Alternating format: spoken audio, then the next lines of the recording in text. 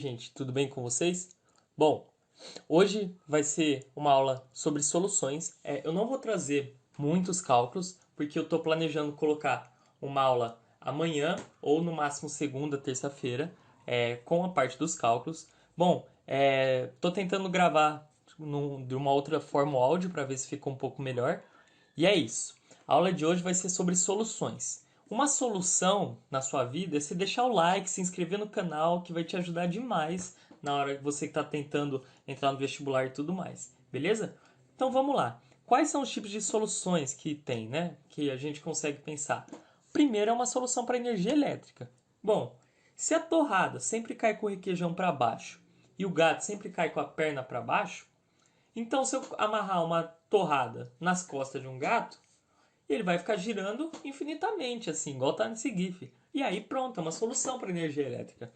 Outra solução é matemática, caso a gente ache uma solução matemática.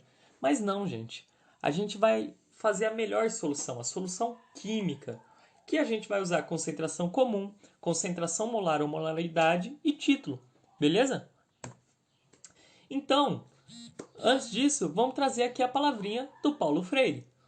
Essa afirmação recusa, de um lado, o otimismo ingênuo que tem na educação a chave das transformações sociais, a solução para todos os problemas. De outro, o pessimismo, igualmente acrítico e mecanicista, de acordo com o qual a educação, enquanto superestrutura, só pode algo depois das transformações infraestruturais. Ou seja, ele está falando que sim, de fato a solução é o que muda os problemas sociais. Só que a educação não se torna uma solução enquanto ela não mudar a sua infraestrutura. Ou seja, a educação que a gente tem hoje ela é baseada no método bancário, onde você aprende para se tornar um proletário. Você aprende para reproduzir métodos e não para ter seu pensamento crítico. E é isso que ele critica. Então, gente, é para isso que eu montei o canal. Posso não alcançar muitas pessoas, mas a tendência é essa, explicar para vocês que a química ela pode ser diferente daquilo que vocês aprenderam no ensino médio, beleza? Então vamos começar. Soluções. O que é uma solução? Solução é uma mistura homogênea. Mas uma mistura homogênea entre o quê? Entre solvente e soluto, certo? Se você não lembra o que é mistura homogênea, eu ainda não tenho um vídeo falando sobre substâncias e misturas, pretendo gravar em breve, mas eu tenho vídeos falando sobre separações de misturas e lá eu digo o que é uma mistura. Então, vale a pena vocês conferirem, beleza? Entre solvente e soluto é uma mistura homogênea. Mas o que é um solvente soluto? Simples. O soluto é o que está dissolvido, menor quantidade. Dissolvido, menor quantidade, soluto. E o solvente é o que está dissolvendo, maior quantidade. Dissolvendo, maior quantidade, solvente. E aí eu deixo a pergunta para vocês. Só existem soluções líquidas? Porque quem está na graduação, na licenciatura de Química, ou quem já se preocupou mais, deve ter percebido que os exercícios sempre falam preparou-se uma solução de 10 ml, de 10 litros, não sei o quê. Mas não, gente. Não existem só soluções líquidas. Porque para ser uma solução, eu tenho que ter uma mistura. Por exemplo, solução sólida. Se eu tiver uma liga metálica, ela é uma mistura homogênea. Então ela é uma solução sólida. Que tipo de liga metálica? Amálgama, que é aquilo que você usa no dente, com a cárie, aço e o latão. O latão é uma mistura entre cobre e zinco, onde eu tenho 70% de cobre e 30% de zinco.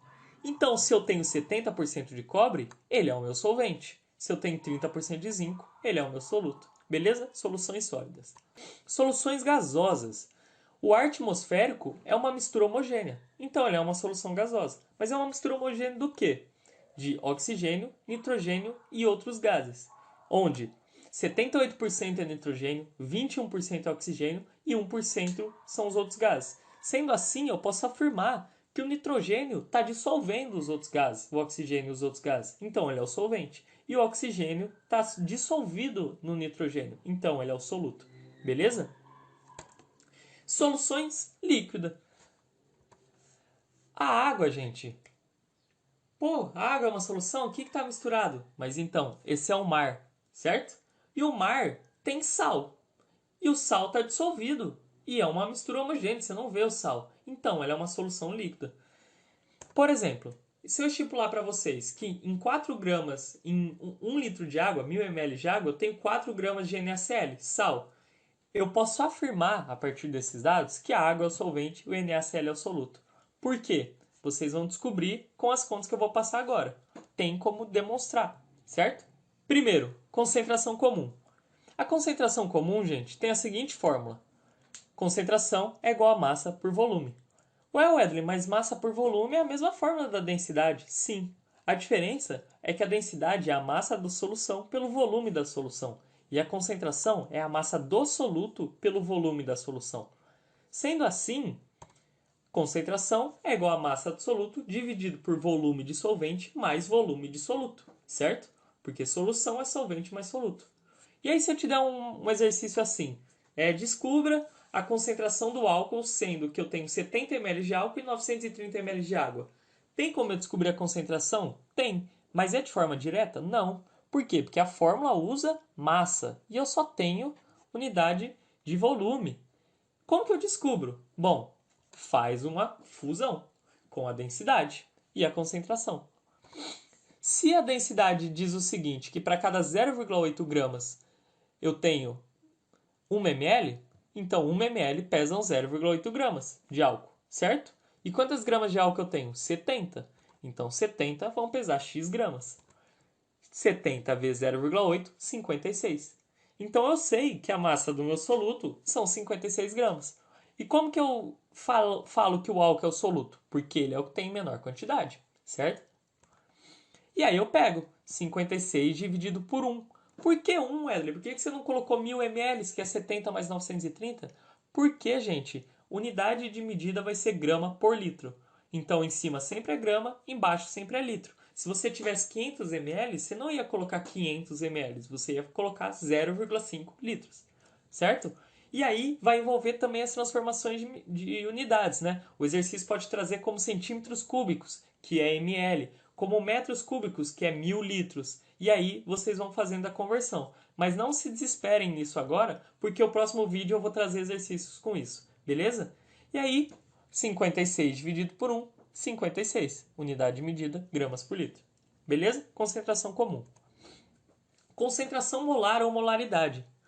Bom, molaridade é número de mols por volume. E como que eu descubro o número de mols se eu não tenho? Massa por massa molar, certo? E aqui tem uma colinha. Vou dar um exemplo. Calcule a concentração em mol por litro, ou seja, a molaridade, de uma solução que foi preparada dissolvendo-se 18 gramas de glicose em águas suficientes para produzir 1 litro da solução. Ele não me dá o número de mols de glicose, mas ele me dá a massa e também me dá a massa molar. Com isso eu tenho o número de mols. 18 dividido por 180, 0,1 mol. Aí a partir disso eu faço a molaridade. 0,1 dividido por 1. Por que 1? Porque ele fala o suficiente para produzir 1 litro da solução. Volume sempre em litro, gente. Então, 0,1 dividido por 1, 0,1 mol por litro. Tranquilo? E para fechar, gente, título ou porcentagem em massa. É muito parecido com a concentração, só que a concentração era massa por volume. Aqui vai ser massa por massa. Então você vai ter a massa do soluto dissolvido pela massa do solvente mais a massa do soluto. Como que eu sabia que o zinco era 70%, era 30% no latão? Porque eu peguei a massa do cobre mais a massa do zinco, somei, deu a massa do latão, certo? E peguei a massa do zinco, dividi pela massa do latão, deu um valor. Esse valor, gente, é adimensional. Ele não tem unidade de medida. Então vai ser expresso entre 0 e 1, onde 0 é 0% e 1 é 100%. Beleza? Vou dar uns exemplos. 0,5, 50%. 0,32, 32%. 0,05, 5%. Certo? Ele é adimensional, gente. Não tem unidade de medida, é expresso em porcentagem. Beleza? E aí, vou dar de presente para vocês essa fórmula. C1000 detal. Concentração é igual a 1000 vezes densidade vezes título. Por quê? Porque às vezes você não lembra de todas as fórmulas, mas você tem um exercício que te pede para descobrir a densidade, ele te dá o título e a concentração. Pronto, dá para você descobrir.